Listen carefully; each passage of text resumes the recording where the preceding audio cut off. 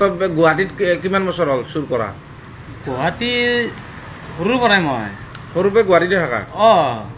চুৰ কিমান কৰিলি এতিয়ালৈ? এতিয়ালৈকেতো বহুত কোটি কোটিৰ ওপৰত চুৰি কৰিলো না।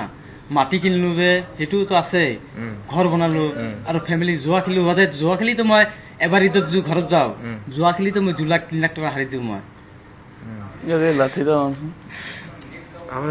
আৰু বাকী বাকী তোৰ এনে কাম ধান্দা কি, মানে চুৰে ধান্দা তোৰ? মোৰ সেইটো কাৰণে গুৱাহাটী আহোঁ মই। আৰু দিনত চাই ফুৰা নেকি?